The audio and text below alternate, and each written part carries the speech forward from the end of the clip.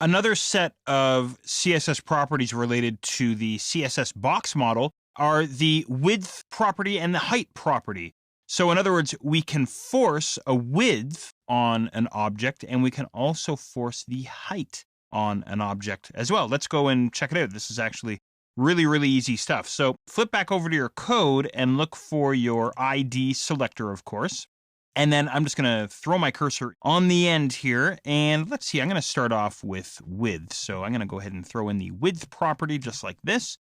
And then as far as the value that we can use for the width property, you can use pixels, you can use percentage, centimeters, millimeters, ems, all kinds of different units of measurement. Usually for this stuff, though, I stick with pixels. So maybe I'll go with 300 pixels, so 300 px, followed by a semicolon just like that.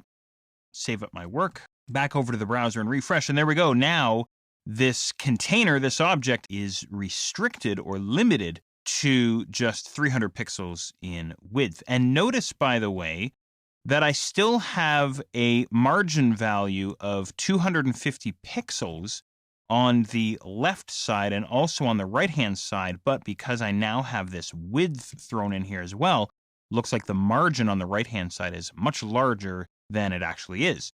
So you can always come back here, and of course you can always make a change to your width value if you want. Maybe bring that up to 400, or perhaps drop it down, maybe to 250 or something like this. It's very easy to work with. And again, of course, this is getting us closer and closer to page layout, using CSS to control page layout, right?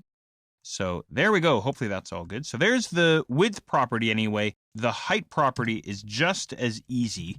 So I'm going to go ahead and throw in height, and then once again, we can use pixels or percentage or centimeters or millimeters or whatever we want. So maybe here I'll go 500 px. There we go. Breaking onto a second line there, and then save up my work, back over to the browser and refresh. There we go. A nice tall, almost like a column or a sidebar there. Maybe I want to accommodate extra content or something like this. And as always, I can come back and make a change to this property and refresh. There we go, something like that.